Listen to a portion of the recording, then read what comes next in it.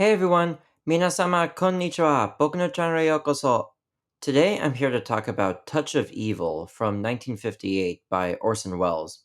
Just a footnote, since this movie takes place on a border, I'm actually on a border right now, with Saitama Prefecture on my right and Tokyo on my left. Pretty cool, right? Anyway, this is a big video for me because this is the first movie in my top 100 that I'm talking about. It's part of a genre I have a lot of affection for, film noir, of which this is sort of thought of as a swan song. Now, whether a genre as loosely defined as film noir has a beginning and end is another story. But what I do know is that while this certainly qualifies as part of the genre, this feels more like the ultimate Orson Welles movie. It was his last Hollywood film, and even though upon release it was treated as just another B movie, he really went out swinging. Just a quick word. As with most of Wells's Hollywood movies, this was cut and re edited by the studio, so a true director's cut, as in the version that Wells had originally finished, doesn't exist anymore. However, he did write a 58-page memo to Universal that was basically a how to guide for editing the film back to his original vision, a project that was actually undertaken and completed in 1998. This is the only version of Touch of Evil that I've seen, so it's the version I'll be talking about. Anyway, the plot is complicated, but it's one of those movies that makes more sense the more times you watch it. It's about a Mexican government agent called Vargas, played by Charlton Heston, as he's about to go on his honeymoon with Susie, played by Janet Leigh. A car blows up at the American Mexican border, literally right in front of them, so naturally Vargas gets involved.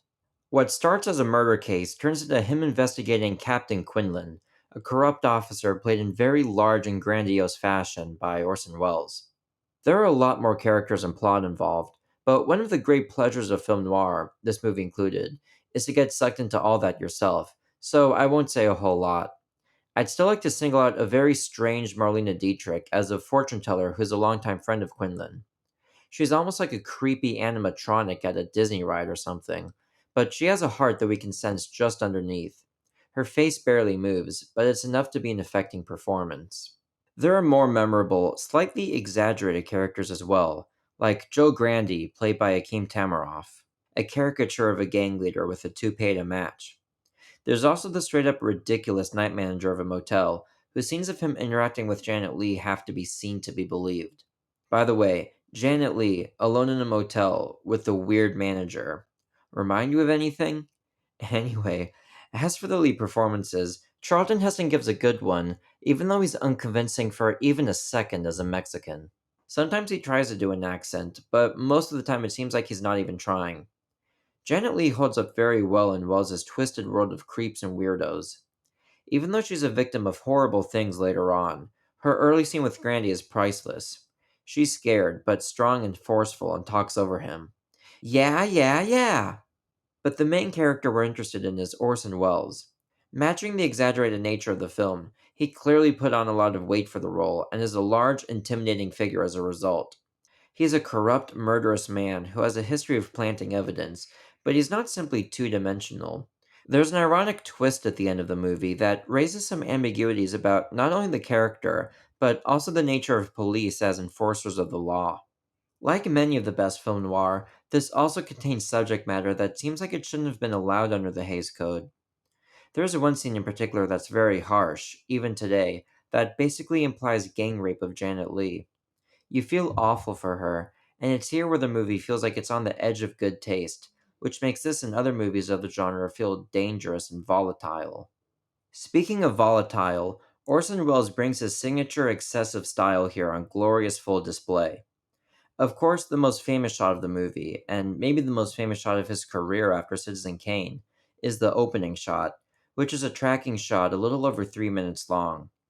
It starts off small and then grows. Geniusly, we start with a ticking time bomb being set to 3 minutes. We see the targets, then he rushes and puts the bomb in the trunk of their car.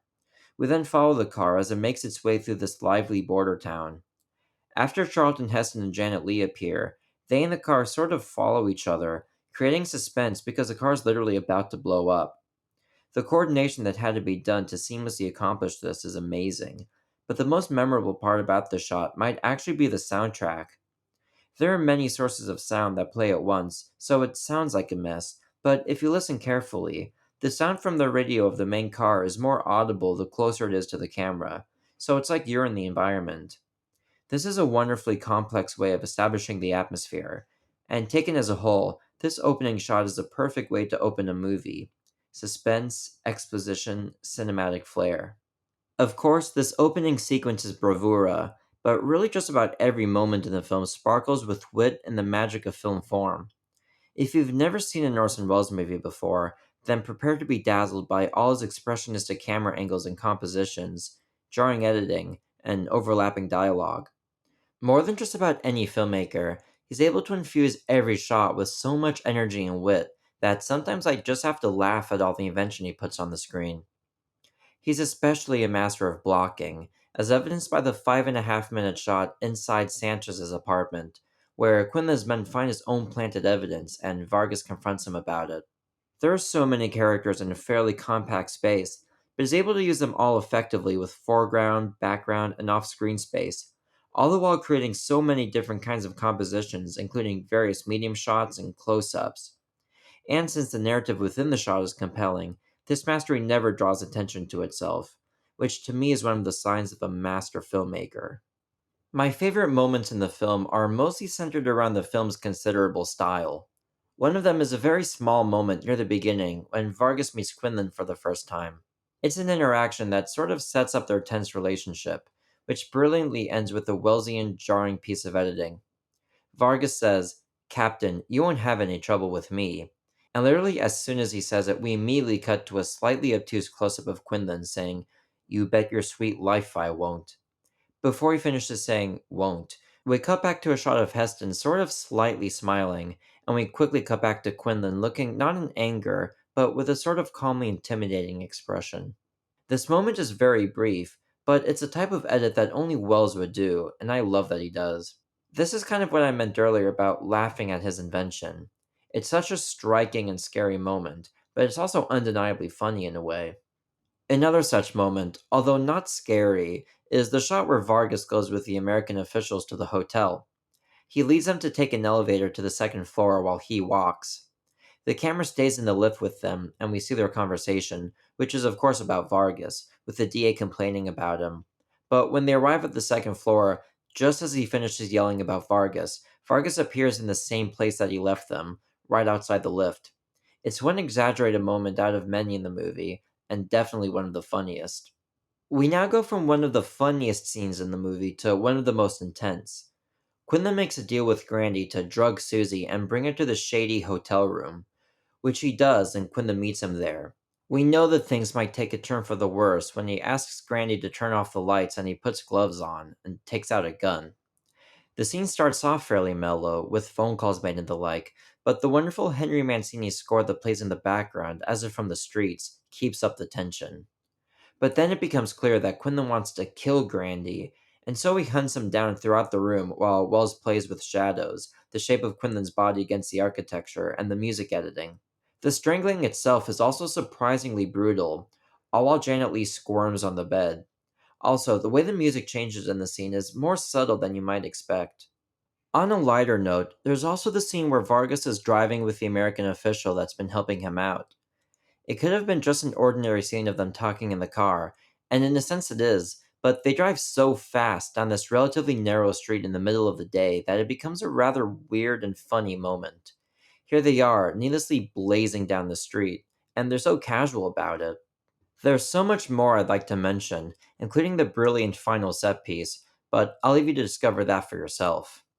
But in the end, what I love about Touch of Evil is that it's a great film noir story with great film noir characters, but made with delirious panache by one of the great expressionists in movies.